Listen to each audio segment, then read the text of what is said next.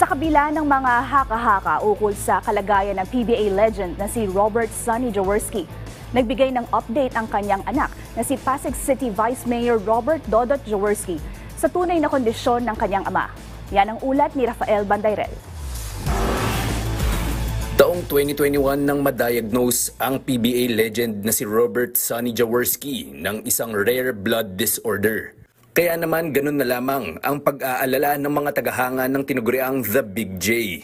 Kamakailan pinawi naman ni Pasig City Vice Mayor Robert Dodot Jaworski ang pangangamba ng karamihan nang ihatid ang mabuting balita tungkol sa kanyang ama. Sa kanyang eksklusibong panayam sa PTV Sports, ibinahagi ng nakababatang Jaworski na unti-unti nang umiinam ang kondisyon ng Pinoy basketball icon. Every day nga, pag bumababa ako sa ating mga barangay, sa ating mga komunidad sa Pasig, not a day goes by na hindi tinatanong ng tao, kamusta si daddy ko? And, I'm just very thankful na yung parang roughest part ng kanyang naging karamdaman, medyo naayos na po ng kahit papano.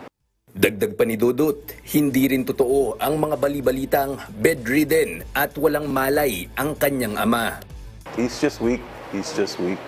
Because nga yung kanyang mga sakit na nagpatong-patong na, yun nga, nagkaroon siya ng issue with his kidney. But now he's out of the woods already.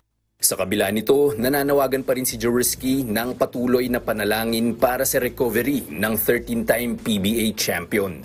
Medyo mahina pa rin siya, but at least now he's at home. Dati kasi balik-balik kami sa hospital, but thank God na every time naman medyo blessings from the Lord na binibigyan siya ng healing. And now he's home lang, nagpapalakas, nagpapagaling. So, but we still continue to ask for your prayers, no? Na sana bumalik yung dati niyang lakas para sa ganun, makasama ulit natin ang ating idol na si Jawo.